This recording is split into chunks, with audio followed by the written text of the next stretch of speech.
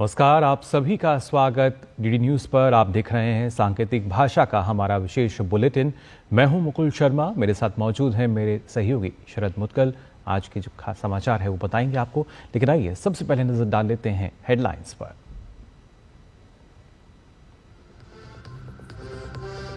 प्रधानमंत्री नरेंद्र मोदी आज जयपुर में राजस्थान वैश्विक निवेश सम्मेलन 2024 में होंगे शामिल। पानीपत में बीमा सखी योजना का करेंगे शुभारंभ।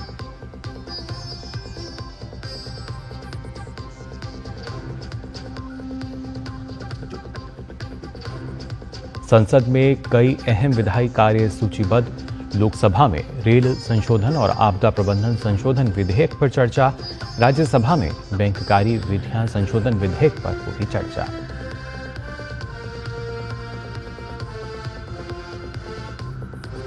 बांग्लादेश में हिंदुओं पर हमले के बीच विदेश सचिव विक्रम मिस्री का दौरा आज।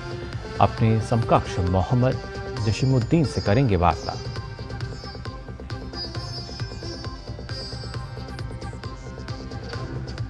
सीरिया से भागकर परिवार के साथ रूस पहुंचे अपदस्थ राष्ट्रपति बशर अल असद।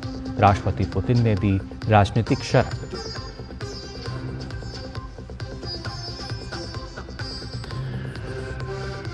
और शतरंज विश्व चैंपियनशिप में डी गुकेश ने एक अंक की महत्वपूर्ण बढ़त की हासिल। चीन के लिंग लिरिंग के बीच 12वें दौर की बाजी आज।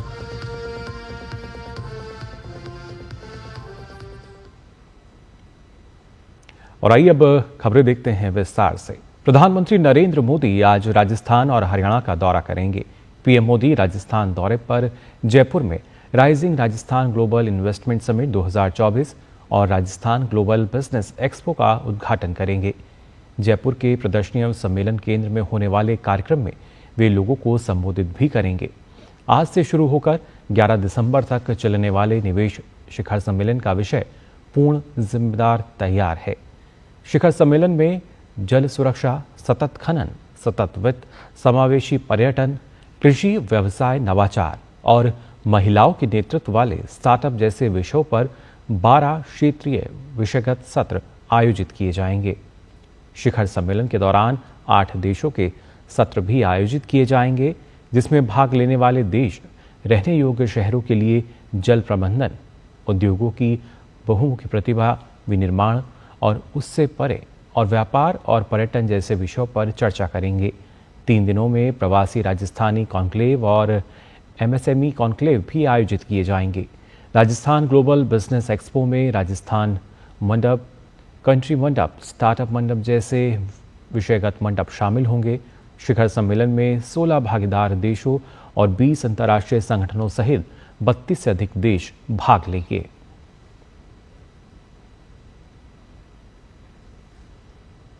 प्रधानमंत्री नरेंद्र मोदी आज राजस्थान के बाद हरियाणा का भी दौरा करेंगे। हरियाणा के पानीपत में एलआईसी की बीमा सखी योजना का पीएम आज शुभारंभ करेंगे।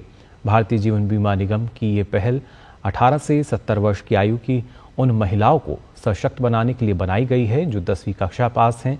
उनको वित्तीय साक्षरता और बीमा जागरूकता को बढ़ावा देने के लिए पहले 3 वर्षों के लिए विशेष प्रशिक्षण और वृत्तिका दी जाएगी।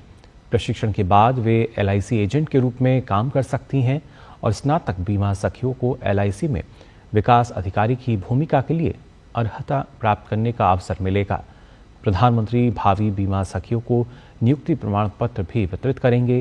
कार्यक्रम के दौरान प्रधानमंत्री महाराणा प्रताप बागवानी विश्वविद्यालय करनाल के मुख्य परिसर की नींव भी रखेंगे। 495 एकड़ में फैले मुख्य परिसर में ये क्षेत्रीय अनुसंधान केंद्र 700 करोड़ रुपए से अधिक की लागत से स्थापित किए जाएंगे। विश्वविद्यालय में स्नातक और स्नातकोत्तर अध्ययन के लिए एक बागवानी महाविद्यालय और 10 बागवानी विषयों को कवर करने वाले 5 स्कूल होंगे। ये फसल विविधीकरण और बागवानी प्रौद्योगिकियों के विकास के लिए विश्व स्तरीय अनुसंधान की दिशा में काम करेगा। संसद के शीतकालीन सत्र का आज तीसरा हफ्ता शुरू हो गया है। दोनों सदनों में आज कई विधायी कार्य सूचीबद्ध हैं। लोकसभा में आपदा प्रबंधन संशोधन विधेयक 2024 पर चर्चा की जाएगी, जिसका प्रस्ताव अमित शाह करेंगे। लोकसभा में रेलवे संशोधन विधेयक 2024 पर भी चर्चा होगी, जिसका प्रस्ताव रेल मंत्री अश्विनी वैष्णव करेंगे। वहीं राज्यसभा में भी बैंककारी विधियां संशोधन विधेयक पर चर्चा होगी। वित्त मंत्री निर्मला सीतारमण इस बिल का प्रस्ताव करेंगी। लोकसभा में यह बिल पहले ही पारित किया जा चुका है। रक्षा मंत्री राजनाथ सिंह आज रूस के दौरे पर भारतीय नौसेना के नवीनतम multi role stealth guided missile frigate INS Tushil को कलिनिनग्राद स्थित यंत्र शिपयार्ड से नौसेना में शामिल करेंगे। इस समारोह में नौसेना प्रमुख एडमिरल दिनेश के त्रिपाठी भी रक्षा मंत्री के साथ रहेंगे। रक्षा मंत्री राजनाथ सिंह कल रूस के दौरे पर मॉस्को पहुंचे। रूस दौरे पर रक्षा मंत्री द्वितीय विश्व युद्ध के दौरान मारे गए सोवियत सैनिकों के सम्मान में मॉस्को में अज्ञात सैनिक के मकबरे पर श्रद्धांजलि भी अर्पित करेंगे। रक्षा मंत्री भारतीय समुदाय के सदस्यों से भी बातचीत करेंगे। इसके अलावा वे कल अपने समकक्ष एंड्री बेलासोव के साथ भारत रूस अंतर सैन्य और सैन्य तकनीकी सहयोग पर सरकारी आयोग की 21वीं बैठक की सह अध्यक्षता करेंगे।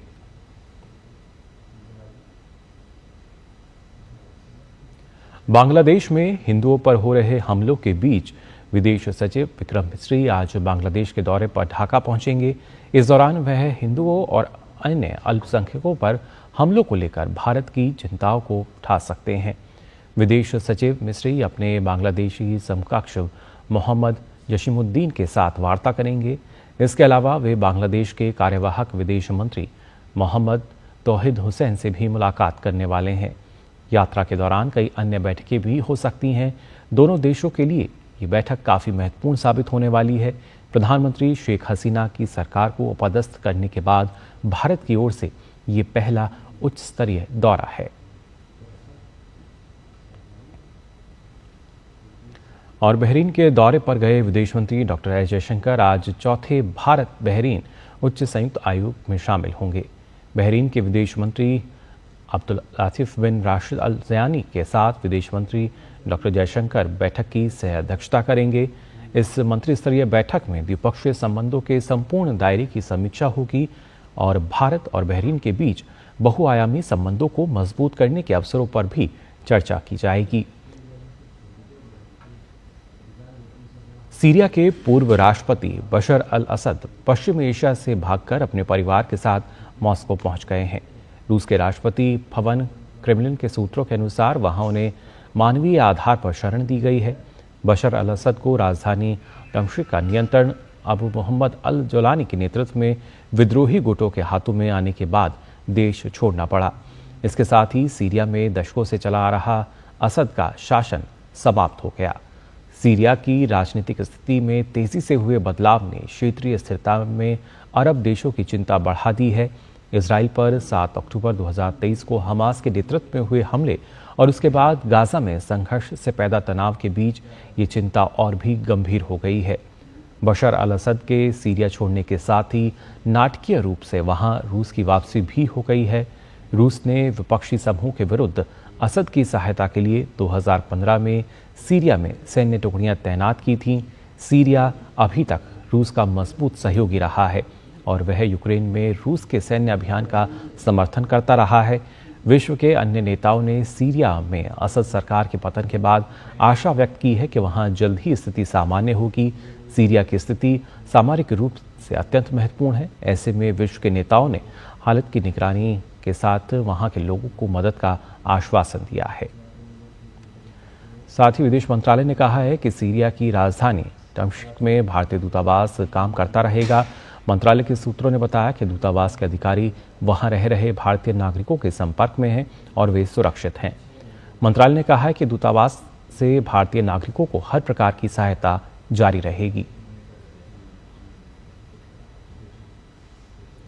तो फिलहाल के सांकेतिक भाषा के इस विशेष बुलेटिन में बस इतना ही। मुझे और मेरे सहयोगी को दीजिए अनुमति। नमस्कार।